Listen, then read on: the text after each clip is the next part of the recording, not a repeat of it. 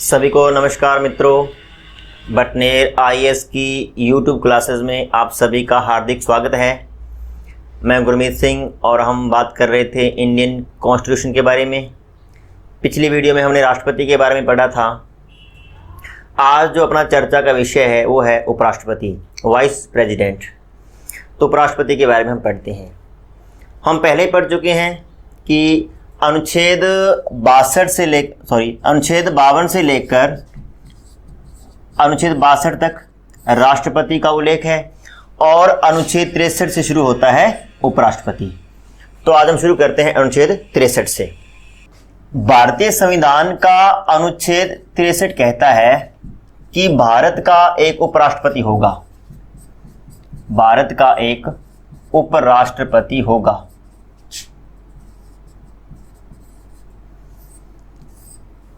जिस तरीके से हमने अनुच्छेद 52 के बारे में ये बात की थी कि भारत का एक राष्ट्रपति होगा, उसी तरीके से अनुच्छेद 63 ये कह रहा है कि भारत का एक उपराष्ट्रपति होगा।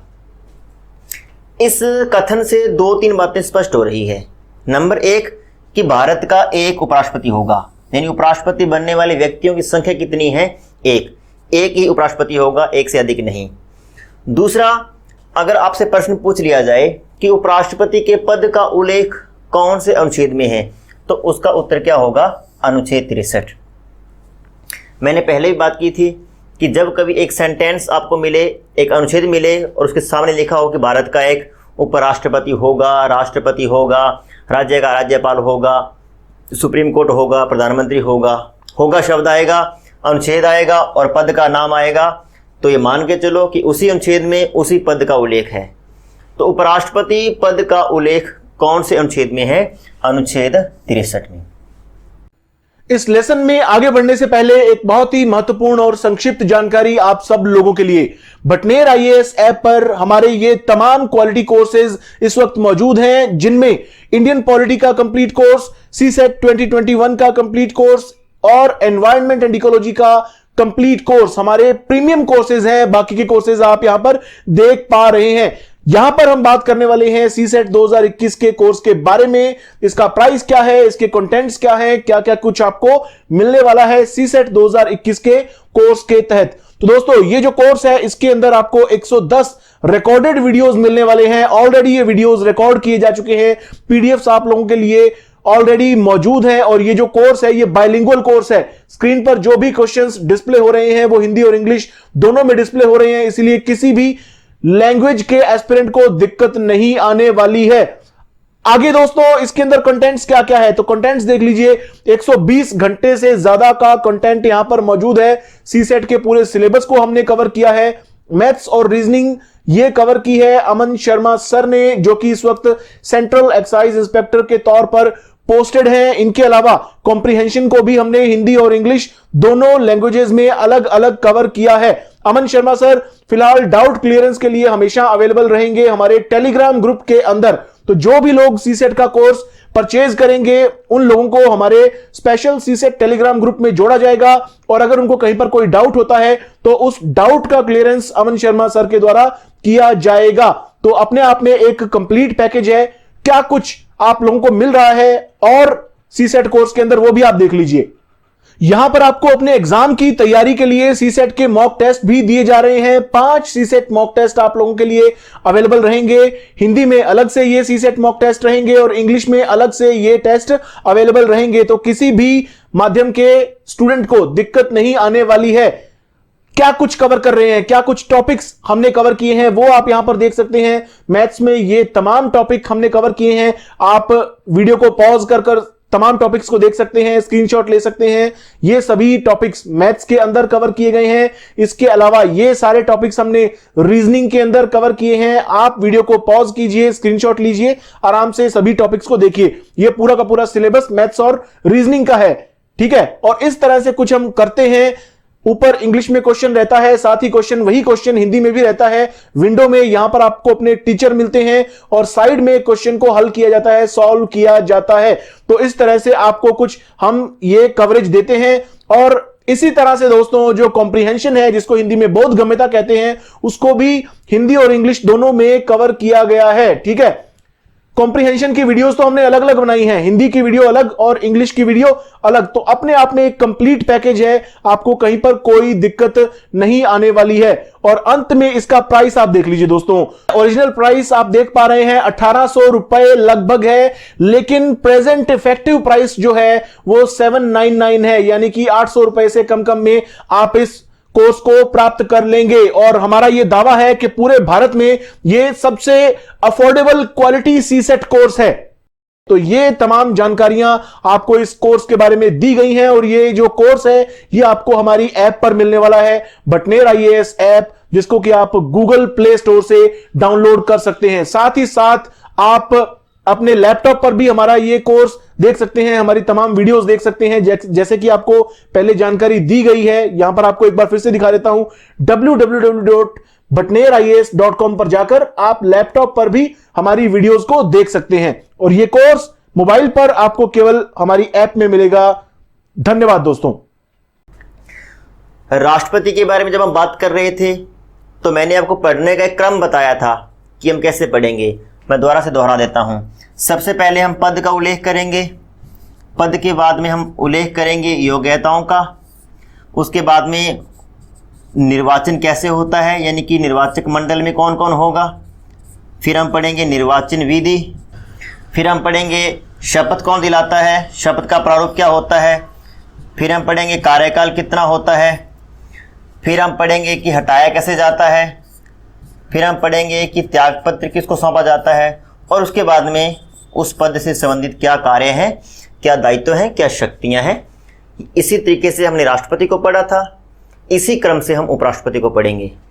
हम सीक्वेंस से अनुच्छेदों को यहाँ पे नहीं पढ़ सकते। 63 के बाद हम 64 को नहीं पढ़ेंगे, या यूँ कहें कि 63 का 64, 65, 66 लगातार नहीं पढ़ेंगे।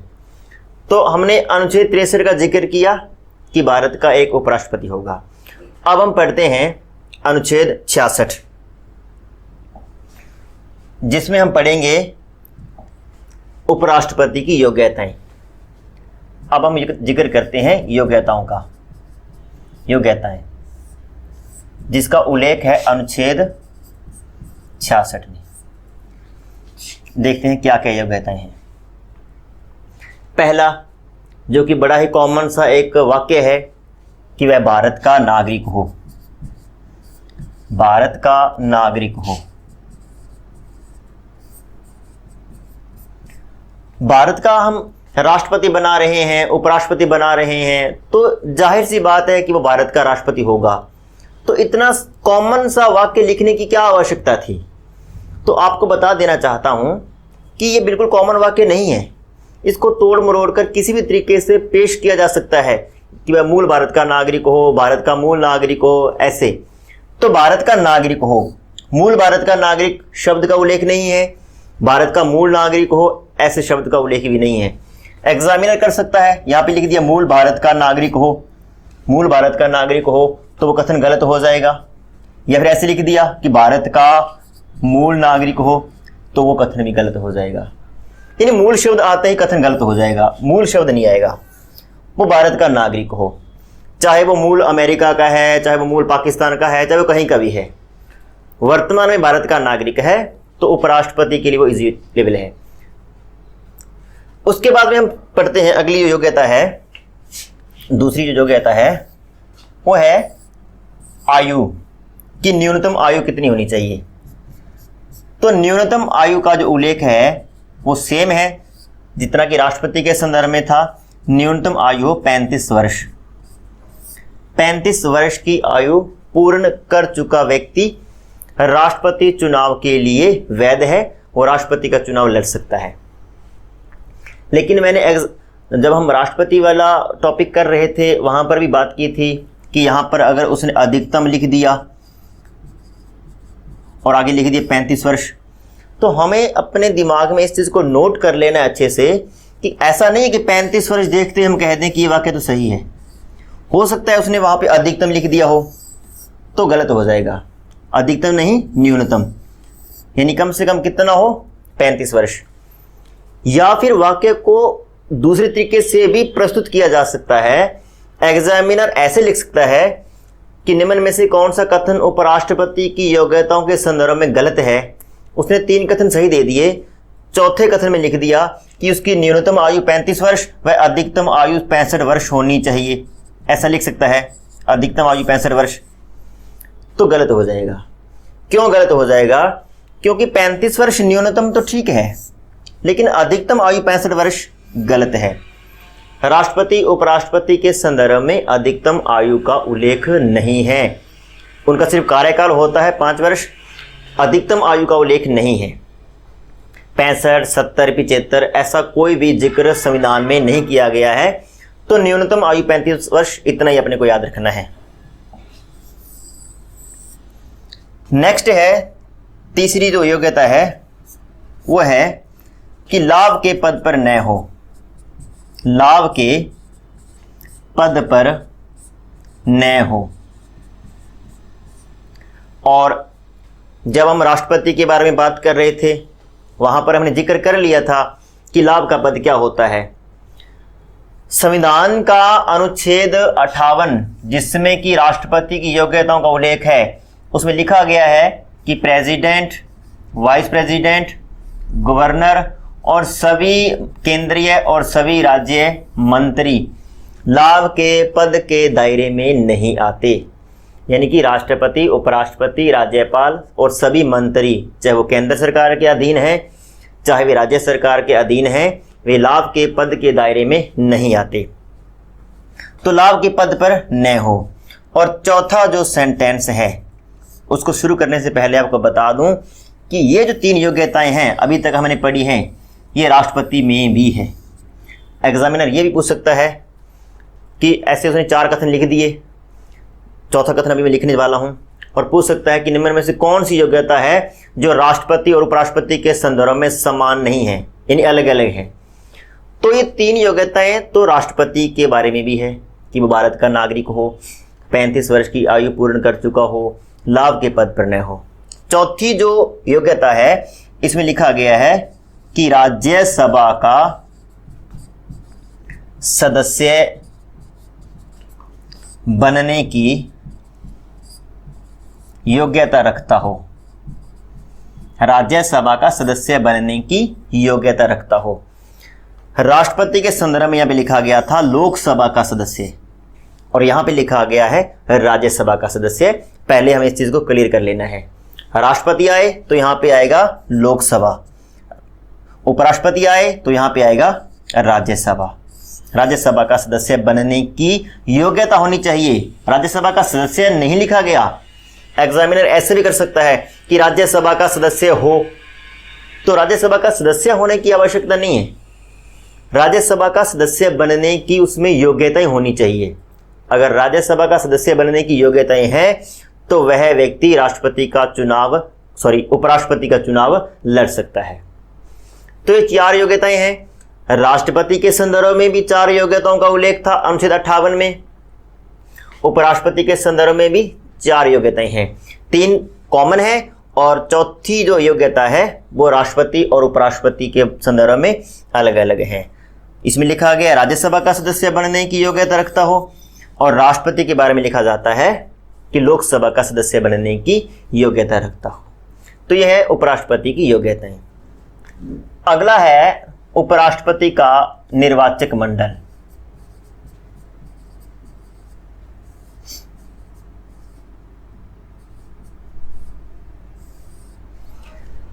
निर्वाचक मंडल में कौन होता है ये बताने से पहले हम बात करना चाहते हैं, एक अच्छा प्रश्न जो बन सकता है।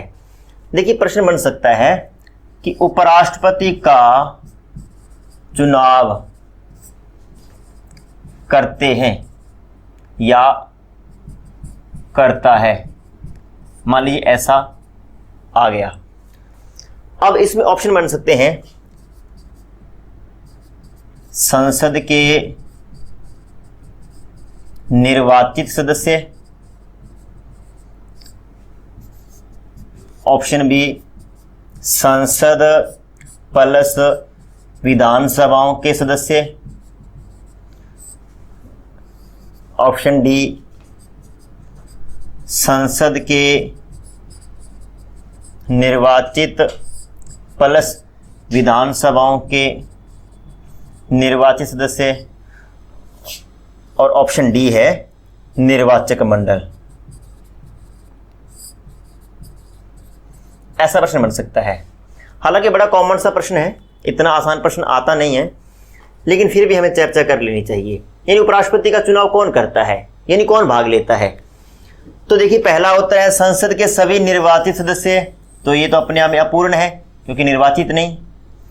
दूसरा है संसद और विधानसभा के सदस्य। तो ये भी गलत है क्योंकि विधानसभा के सदस्य भाग लेते नहीं है। तीसरा है संसद के निर्वाचित और विधानसभा के निर्वाचित। तो ये भी गलत है। और चौथा है निर्वाचक मंडल। इन्हें बताया ही नहीं गया कौन कौन, लेकिन एक शब्द लिख दिया निर्वाचक मंडल। तो निर्वाचक मंडल अपने आप में वो सारे अर्थ समेटे हुए हैं जो जो व्यक्ति उपराष्ट्रपति के चुनाव में भाग लेते हैं। तो यहाँ पे ऐसा नहीं है कि हम यहाँ पे ए में, बी में, सी में लॉटरी निकालें।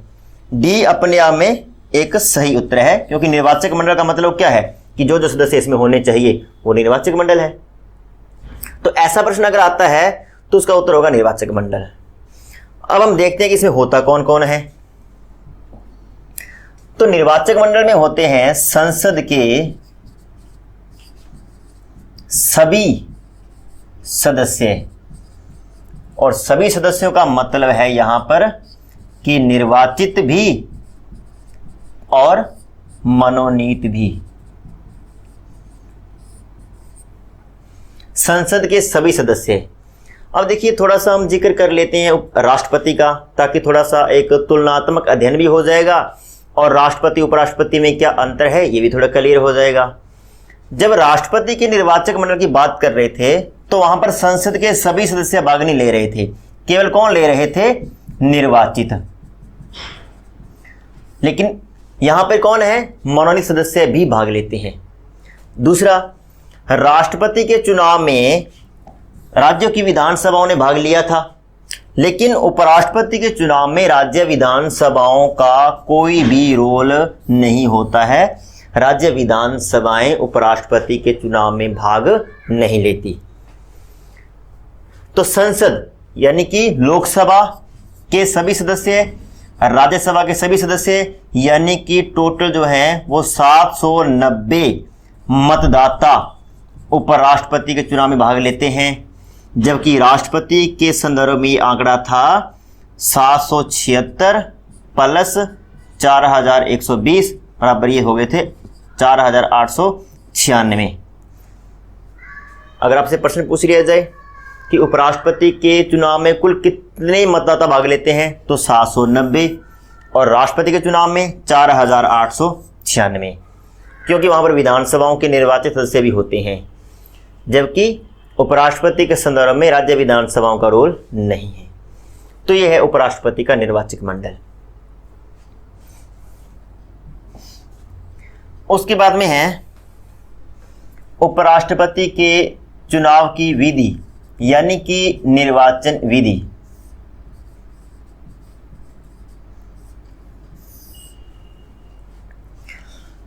अब देखिए, निर्वाचन विधि से बड़े अच्छे से प्रश्न बन सकते हैं। पहले हम लिखते हैं निर्वाचन विधि का मतलब क्या है। एकल हस्तांतरणीय आनुपातिक गुप्त मतदान पद्धति। देखिए, ये पद्धति है जिसमें 3 शब्द हैं। एक है एकल हस्तांतरणीय, दूसरा है अनुपातिक और तीसरा है गुप्त। एकल हस्तांतरणीय को आप चाहे तो संस्थानांतरणीय लिख लीजिए, चाहे तो संक्रमणीय लिख लीजिए।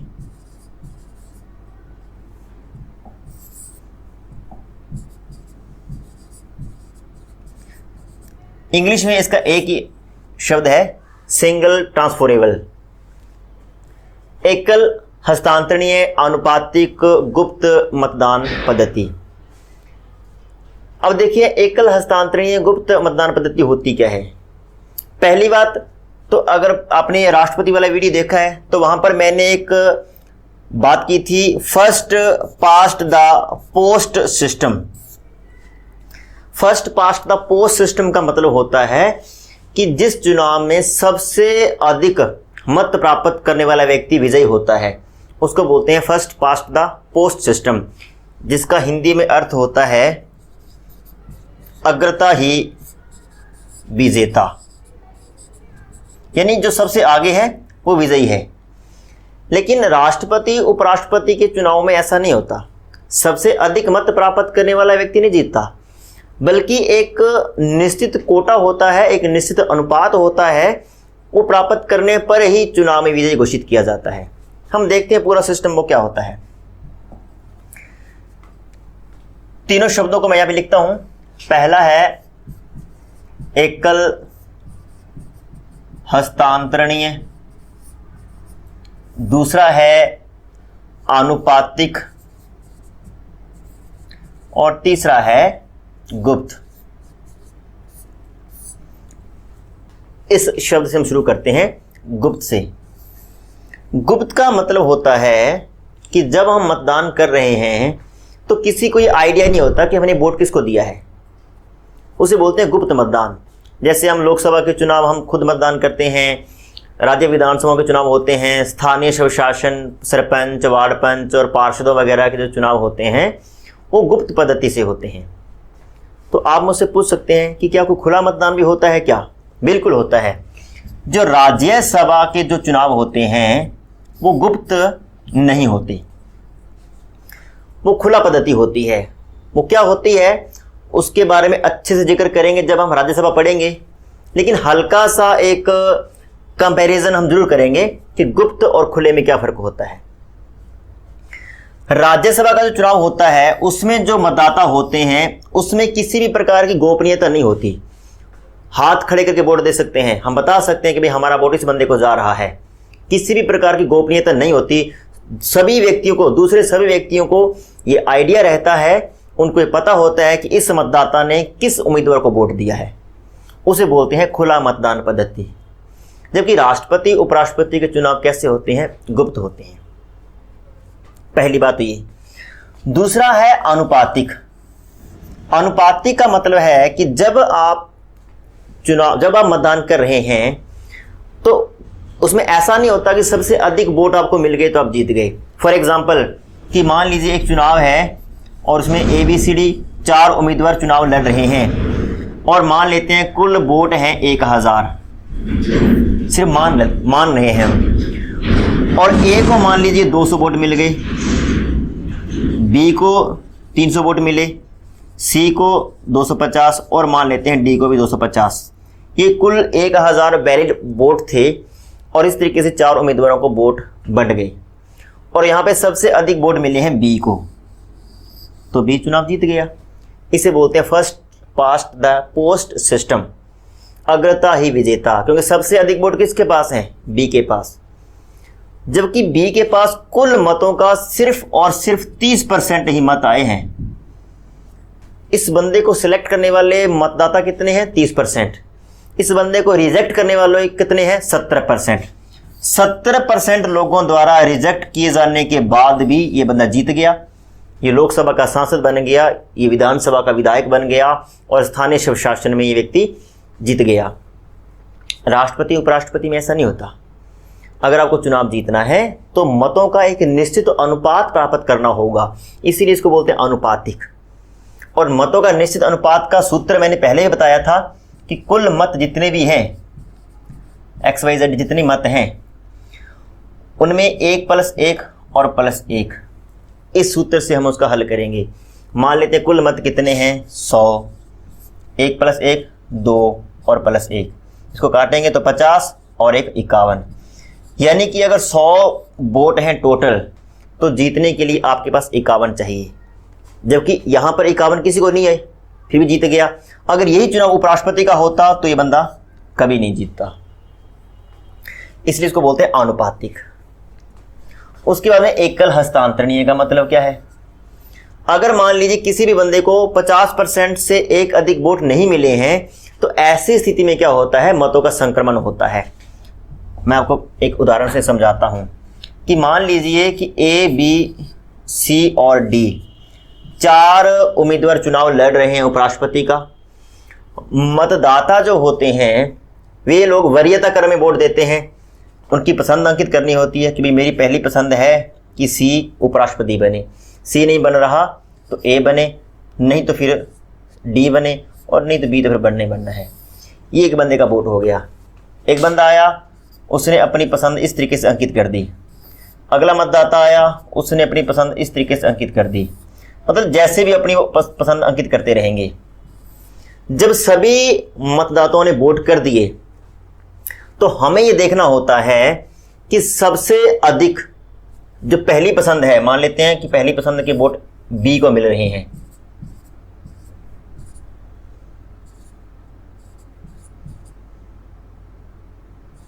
फॉर एग्जाम्पल ऐसा कुछ है बी को पहली पसंद के सबसे अधिक वोट मिल रहे हैं और मतों की हम गणना करेंगे। अगर ये मत कुल वैलिड वोट का 50% प्लस 1 से अधिक है तो ये बंदा जीत जाएगा।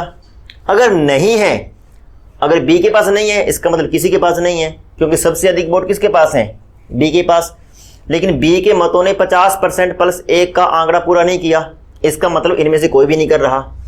तो ऐसी स्थिति में हम क्या करेंगे, एक ऐसे व्यक्ति को जिसके पास सबसे कम वोट हैं पहली पसंद के, उसको चुनाव से बाहर कर देंगे। मान लीजिए वो ए है, मान लेते हैं कि वो ए है, तो ए को हमने चुनाव से बाहर कर दिया।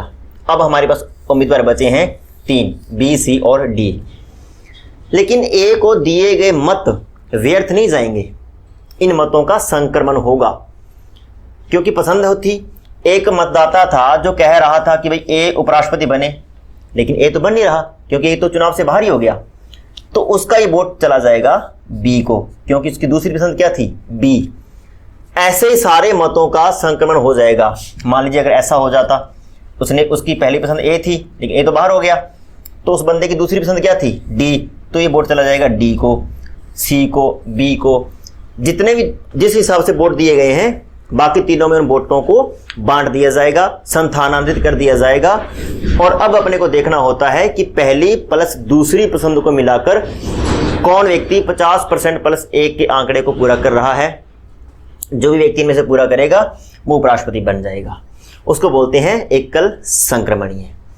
तो इस विधि का नाम क्या है? एकल संक्रमणीय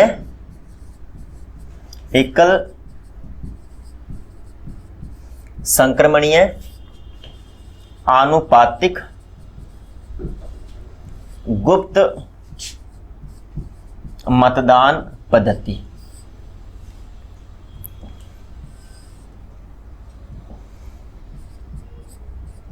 गुप्त मतदान पद्धति। अब यहां पे प्रश्न बन सकते हैं। देखिए, अगर आपसे ये पूछे एग्जामिनर कि एकल संक्रमणीय पद्धति द्वारा निम्न में से किस किस के चुनाव संपन्न करवाए जाते हैं, और मान लीजिए ऑप्शन आ गया, ए में आ गया राष्ट्रपति, बी में आ गया उपराष्ट्रपति, सी में आ गया राज्यसभा और डी में आ गया लोकसभा। अब ये प्रश्न है, मान लीजिए प्रश्न क्या है कि एकल संक्रमणीय पद्धति द्वारा निम्न में से किस किस के चुनाव संपन्न करवाए जाते हैं। और आगे मान लीजिए कूट बन गए, उसने कूट बना दिए कि ए और बी, ए बी और सी, बी सी और डी, केवल ए। अब उसने ऐसे कूट बना दिए। अब अपने को देखना है कि एकल संक्रमणीय पद्धति से किस किस के चुनाव होते हैं। तो देखिए, राष्ट्रपति का चुनाव कैसे होता है? एकल संक्रमणीय से। उपराष्ट्रपति का चुनाव कैसे होता है? एकल संक्रमणीय से।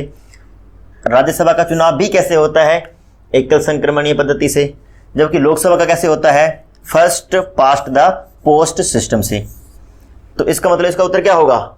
ए, बी और सी। शब्दों को समझना। मेरा प्रश्न क्या था? एकल संक्रमणीय। अब प्रश्न थोड़ा चेंज हो गया है और अब प्रश्न उसने कर दिया है कि एकल संक्रमणीय आनुपातिक गुप्त मतदान पद्धति से किसके चुनाव संपन्न होते हैं। अब यह शब्द भी इसमें इन्वॉल्व कर लिया गया है, सॉरी, यह शब्द भी इसमें हमने इन्वॉल्व कर लिया, गुप्त। अब दोबारा से कूट बनेंगे। अब हम कूट बनाते हैं कि ए और बी, बी और सी, ए बी और सी, केवल ए। अब देखिए, एकल संक्रमणीय आनुपातिक गुप्त मतदान पद्धति से चुनाव किस किस के संपन्न होते हैं। अब कूट चेंज हो जाएंगे। देखिए, राष्ट्रपति का चुनाव कैसे होता है? इस विधि से होता है, सही है। उपराष्ट्रपति का चुनाव कैसे होता है? इस विधि से होता है, सॉरी बी, सही है। लेकिन राज्यसभा का चुनाव कैसे होता है? तो मैंने आपको बताया एकल संक्रमणीय तो है परंतु गुप्त नहीं है, तो अब इसमें हम राज्यसभा को नहीं रख सकते। अब इसका उत्तर होगा ए और बी। यानी अगर एकल संक्रमणीय आनुपातिक सिर्फ इतना पूछे, मान लीजिए गुप्त को निकाल देते हैं, एक बार के लिए हमने गुप्त को निकाल दिया है, हमसे पूछ रहा है एकल संक्रमणीय आनुपातिक विधि से किस किस के चुनाव होते हैं, तब उत्तर होगा राष्ट्रपति, उपराष्ट्रपति और राज्यसभा तीनों, क्योंकि एकल संक्रमणीय आनुपातिक पूछा है उसने। लेकिन उसने अगर गुप्त लिख दिया और अब पूछे तो अब इसका उत्तर होगा राष्ट्रपति और उपराष्ट्रपति, क्योंकि राज्यसभा के चुनाव गुप्त विधि से न होकर कैसे होते हैं? खुला मतदान विधि से। हालांकि खुला शब्द संविधान में कहीं भी लिखा हुआ नहीं है, लेकिन खुला विधि से होते हैं, तो थोड़ा सा समझना है शब्दों को। तो यह है निर्वाचन विधि। निर्वाचन विधि के बाद इसमें एक दो बातें और लिखी गई है। जब हम राष्ट्रपति के बारे में प्रस्तावक और अनुमोदकों की बात कर रहे थे तो हमने पढ़ा था कि राष्ट्रपति का चुनाव से संबंधित उम्मीदवार के पक्ष में कितने प्रस्तावक चाहिए? 50 तो चाहते हैं प्रस्तावक और प्लस 50 अनुमोदक। 50 प्रस्तावक और 50 अनुमोदक। जबकि ये तो है राष्ट्रपति के बारे में, प्रेसिडेंट। अगर प्रश्न पूछ लिया जाए कि उपराष्ट्रपति के चुनाव से संबंधित प्रस्तावकों और अनुमोदकों की संख्या है, और वहां प्रश्न आ जाए 50-50, 20-50, 50-20, 20-20 ऐसे आ सकते हैं, तो वहां पर प्रस्तावक कितने होते हैं? 20-20। 20 प्रस्तावक और प्लस 20 अनुमोदक। 20 प्रस्तावक और 20 अनुमोदक। 20 प्रस्तावक होते हैं और 20 अनुमोदक होते हैं, किसमें? उपराष्ट्रपति के चुनाव में। जबकि राष्ट्रपति में यह संख्या कितनी है? 50-50। आगे जब हम राष्ट्रपति के चुनाव की बात कर रहे थे तो हमने देखा था कि जमानत राशि कितनी होगी? 15,000 रुपये। उपराष्ट्रपति के चुनाव से संबंधित भी जमानत राशि कितनी है? 15,000 रुपये। और आगे ये भी लिखा गया है कि अगर किसी उम्मीदवार को कुल वैलिड वोट का 1/6 से कम मत प्राप्त होते हैं तो उसकी जमानत राशि जब्त कर ली जाएगी। और यह जमानत राशि जब्त कौन करेगा? ये करेगा RBI, reserve bank of India. RBI में ये राशि अपने आप जमा हो जाएगी। तो निर्वाचन विधि का नाम क्या है? एकल संक्रमणीय आनुपातिक गुप्त मतदान पद्धति। प्रस्तावक प्लस अनुमोदकों की संख्या 20-20। जमानत राशि 15,000 रुपये। और अगर कुल वैलिड वोट का 1/6 मत प्राप्त नहीं होते हैं तो जमानत राशि जब्त कर ली जाएगी। और प्रस्तावकों और अनुमोदकों के बारे में आपको थोड़ा सा बता दूं कि एक उम्मीदवार के प्रस्तावक किसी दूसरे उम्मीदवार के प्रस्तावक या अनुमोदक नहीं बन सकते। एक व्यक्ति के ही प्रस्तावक उसके अनुमोदक नहीं बन सकते। यानी एक बार अगर कोई प्रस्तावक बन गया तो एक ही बंदे का प्रस्तावक रहेगा, किसी दूसरे उम्मीदवार का प्रस्तावक या अनुमोदक नहीं बन सकता। या उसी उम्मीदवार का अगर प्रस्तावक है तो वो दोबारा से अनुमोदक नहीं बन सकता। एक बार में एक ही रोल किया जा सकता है, या प्रस्तावक का या अनुमोदक का। उसके बाद में है उपराष्ट्रपति की शपथ। और शपथ का उल्लेख है अनुच्छेद 69 में। जब हम शेड्यूल 3 का अध्ययन कर रहे थे, अनुसूची 3 का, और वहाँ पे पढ़ा था कि इसमें सभी प्रकार के जो संवैधानिक पदाधिकारी हैं उनकी शपथ का उल्लेख है। लेकिन वहाँ पे 3 व्यक्तियों की या 3 संवैधानिक पदाधिकारियों की शपथ का उल्लेख नहीं था। प्रेसिडेंट, वाइस प्रेसिडेंट और गवर्नर, क्योंकि इनकी शपथ का उल्लेख इनसे संबंधित अनुच्छेदों में है।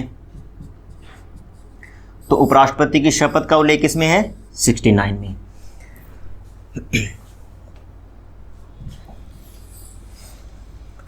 शपथ, अब ये तो उल्लेख हो गया अनुच्छेद में। अब उसके बाद अपने को देखना है कि उपराष्ट्रपति को शपथ दिलाता कौन है। ये प्रश्न भी आ सकता है।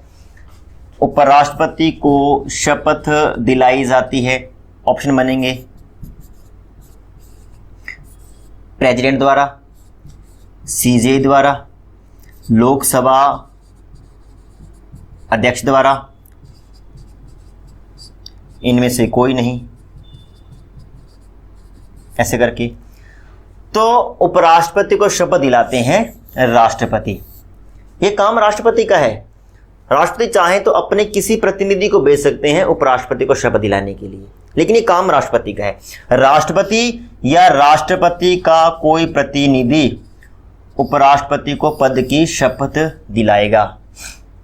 और अगर आपसे पूछ लिया जाए कि जो शपथ दिलाई जाती है उसका प्रारूप क्या होता है, यानी कि उपराष्ट्रपति शपथ क्या लेते हैं, तो उपराष्ट्रपति हमेशा संविधान के प्रति निष्ठा की शपथ लेते हैं। संविधान के प्रति निष्ठा की शपथ, जबकि राष्ट्रपति संविधान की रक्षा और लोगों के कल्याण की शपथ लेते हैं। क्योंकि आजकल ऐसा ट्रेंड चल गया है, तो हो सकता है कि वो आपसे शपथ के प्रारूप के बारे में पूछ ले। तो उपराष्ट्रपति संविधान के प्रति निष्ठा की शपथ लेते हैं। शपथ के बाद हम आते हैं उपराष्ट्रपति के कार्यकाल के बारे में। कितना कार्यकाल होता है?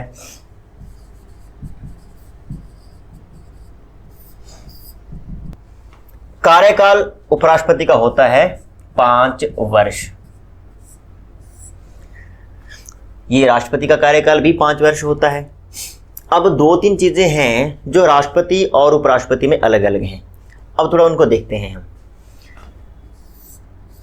राष्ट्रपति का पद, अगर देखिए राष्ट्रपति की बात कर रहा हूं मैं, प्रेसिडेंट की।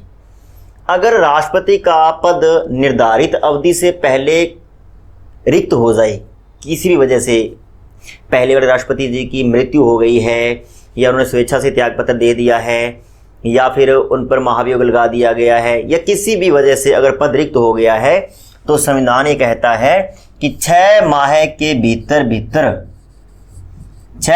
भीतर दोबारा से चुनाव करवाने होंगे। यानी कि 6 माह के भीतर हमें राष्ट्रपति चाहिए परमानेंटली। और जब तक नया राष्ट्रपति नहीं बन जाता तब तक जो उपराष्ट्रपति होते हैं वे ही राष्ट्रपति का रोल अदा करते हैं। यहाँ तक ठीक है। लेकिन अगर उपराष्ट्रपति का पद रिक्त हो जाए, तो यह प्रश्न है मेरा आपसे, कितने समय के भीतर री इलेक्शन करवाने होंगे, कितने समय के भीतर चुनाव करवाने होंगे? उसमें ऑप्शन बन सकते हैं 6 माह के भीतर, 1 वर्ष के भीतर, तीसरा संसद द्वारा निर्धारित समय के भीतर, और चौथा आ जाएगा वहां पे A, B, ये C है, और आगे है D आ जाएगा यथाशीघ्र,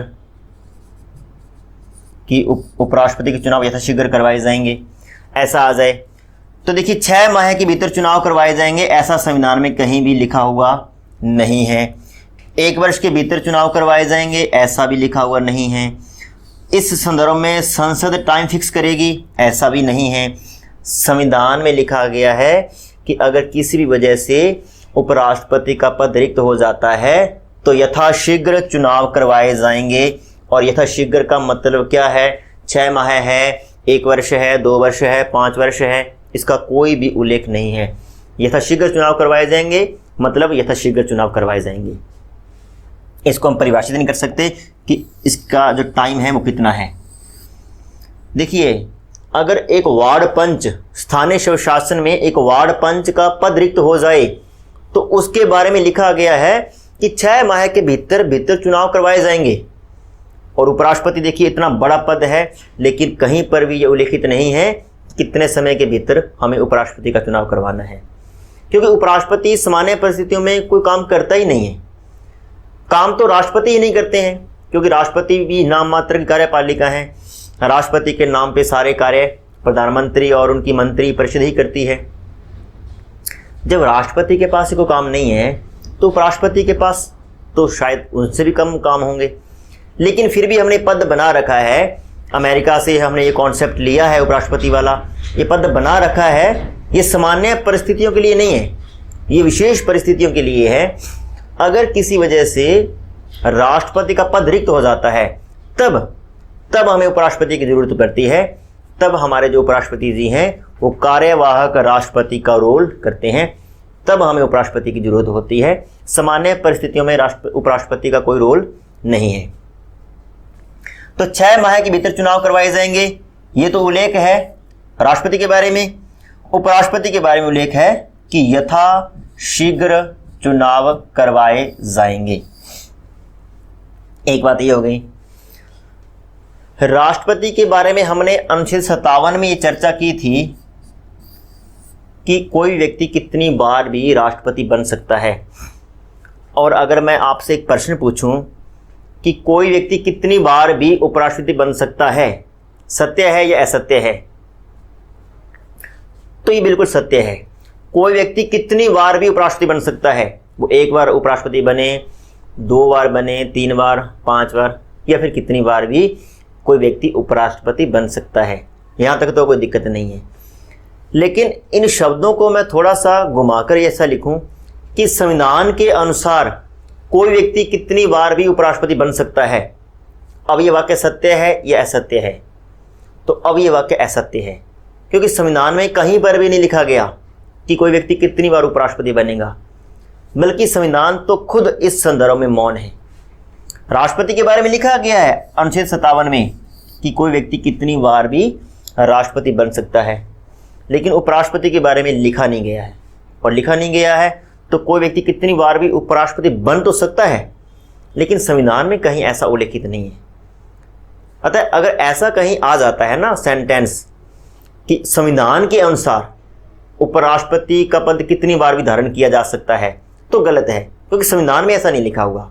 हाँ, सीधा आ जाता है कि कोई व्यक्ति कितनी बार भी उपराष्ट्रपति बन सकता है, तो बन सकता है, क्योंकि अगर ऐसा नहीं लिखा गया है कि बन सकता है तो ऐसा भी नहीं लिखा हुआ कि नहीं बन सकता।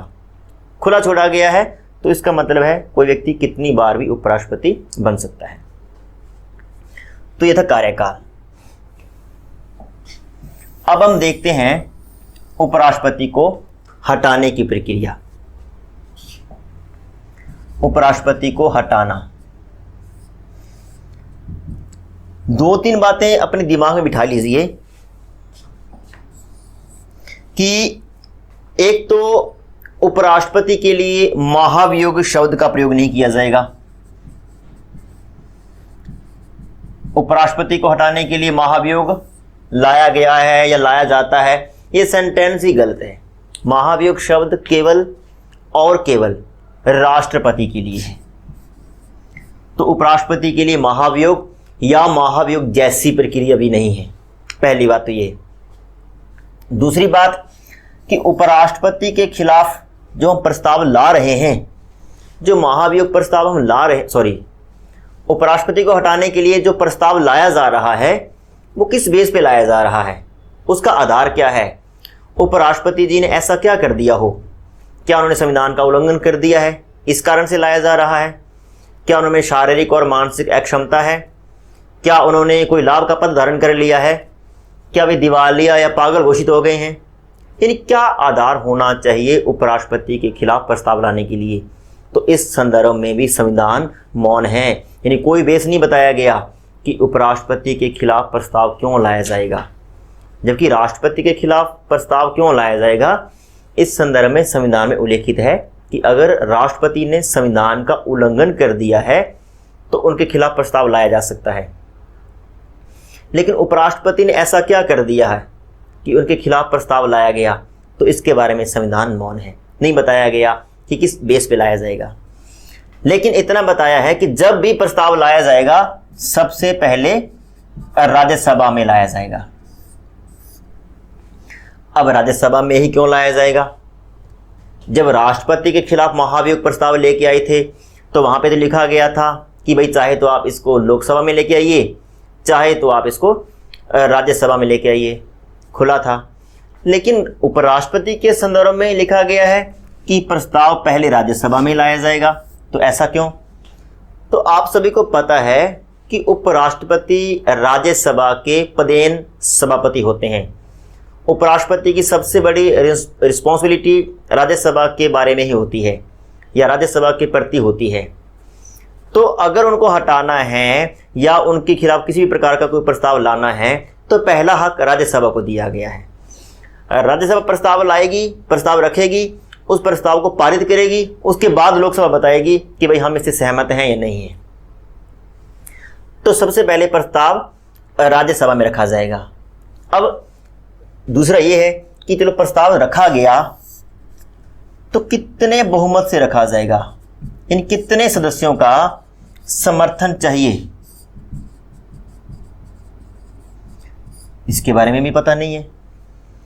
जब हम राष्ट्रपति की बात कर रहे थे, देखिए मैं दोनों की तुलना कर रहा हूं, आप थोड़ा शब्दों पे ध्यान देना कि मैं राष्ट्रपति बोल रहा हूं या उपराष्ट्रपति बोल रहा हूं।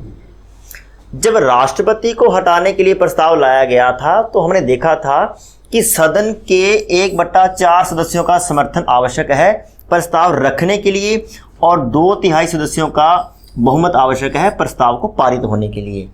ये तो था राष्ट्रपति के बारे में। लेकिन हम बात कर रहे हैं उपराष्ट्रपति की, तो कितने सदस्यों के समर्थन से रखा जाएगा इसका उल्लेख नहीं है। अब देखते हैं पारित कैसे होएगा। तो पारित होने में लिखा गया है कि जो राज्यसभा की तात्कालिक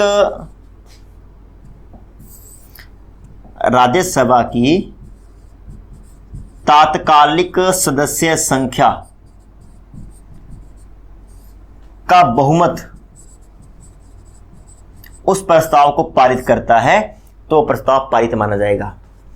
तात्कालिक सदस्य संख्या से क्या मतलब है, पहले हम इसको डिफाइन करते हैं। राज्यसभा की कुल सदस्य संख्या है 245 और मान लीजिए कि जिस समय उपराष्ट्रपति के खिलाफ ये हटाने वाला प्रस्ताव लाया गया है, हम सिर्फ मान रहे हैं, तो मान लेते हैं कि उस दिन जो सदस्यों की संख्या है वो 230 है, कुछ पद रिक्त पड़े हैं, हम ये मान लेते हैं। तो तात्कालिक सदस्य संख्या का बहुमत, और बहुमत का मतलब होता है आधे से एक अधिक, और इसका आधा हो जाएगा 115। यानी अगर 116 लोगों ने साइन कर दिया, ये कह दिया कि हम भी इस उपराष्ट्रपति को हट जाना चाहिए, तो ये मान के चलो कि राज्यसभा से वो प्रस्ताव पारित हो गया है। यहाँ पे 2/3 या विशेष बहुमत का उल्लेख नहीं है, और ऐसा भी नहीं है कि राज्यसभा की कुल सदस्य संख्या का बहुमत, कुल का भी नहीं है, शब्दों को समझना। तात्कालिक सदस्य संख्या का बहुमत, तात्कालिक का मतलब कि जब उस प्रस्ताव पे चर्चा हो रही है, आज उस प्रस्ताव पे साइन होने हैं, उस समय उस सदन में कितने लोग प्रेजेंट हैं, और मान के चलते हैं 230 हैं, तो 116 सदस्यों के समर्थन से प्रस्ताव पारित हो जाएगा। और देखिए बड़े मजे की बात, अगर राज्यसभा ने प्रस्ताव पारित कर दिया तो लोकसभा के बारे में लिखा नहीं गया है कि उसका कितना बहुमत चाहिए। उसमें सिर्फ इतना लिखा गया है कि अगर राज्यसभा द्वारा पारित इस प्रस्ताव से लोकसभा भी सहमत हो जाती है तो उपराष्ट्रपति को अपना पद छोड़ना होगा। यानी कि उपराष्ट्रपति को हटाने की प्रक्रिया बहुत ही आसान है।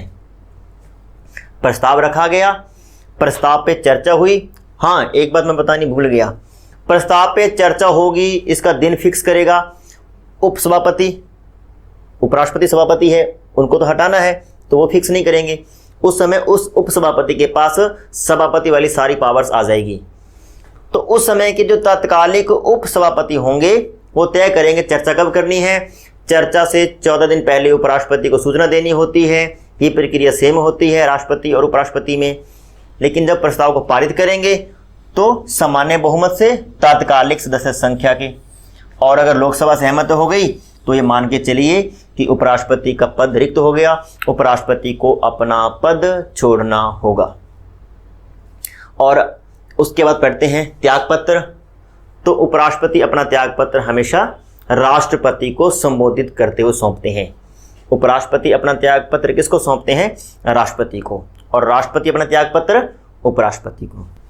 अब है अगला उपराष्ट्रपति के कार्य। अब देखते हैं उसके कार्य क्या है। देखिए, हमारे संविधान का अनुच्छेद 64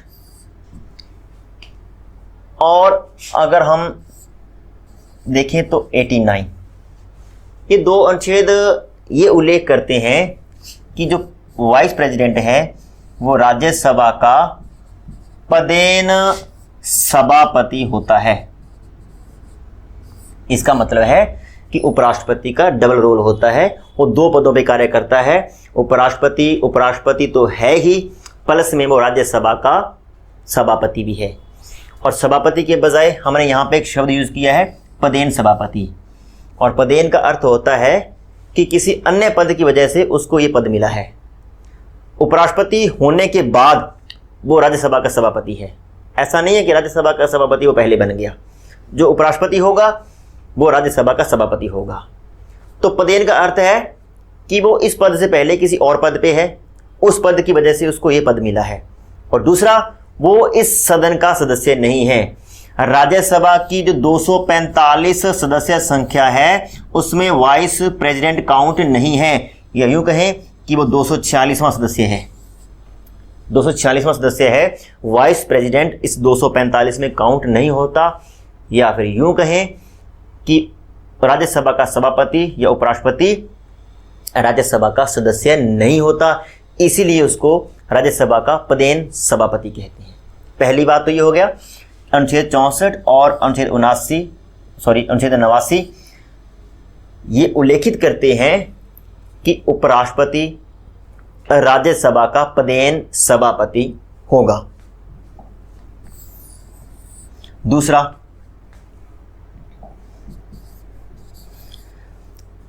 चूंकि उपराष्ट्रपति राज्यसभा का सदस्य नहीं है, इसलिए उपराष्ट्रपति या राज्यसभा का सभापति मतदान में भाग नहीं लेता है। मतदान में भाग नहीं लेता।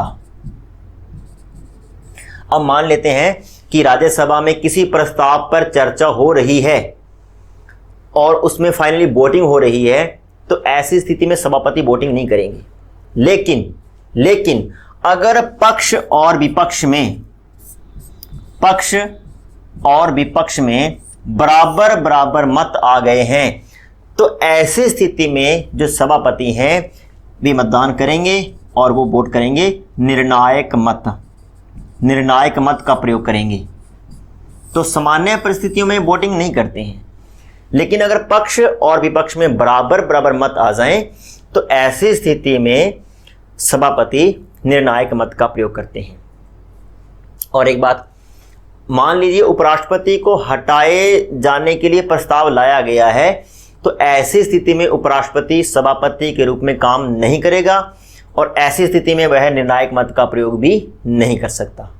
तीसरा है, हमारे संविधान का आर्टिकल 65 ये उल्लेखित करता है कि अगर किसी वजह से राष्ट्रपति का पद रिक्त हो गया है तो उपराष्ट्रपति कार्यवाहक राष्ट्रपति के रूप में काम करेंगे।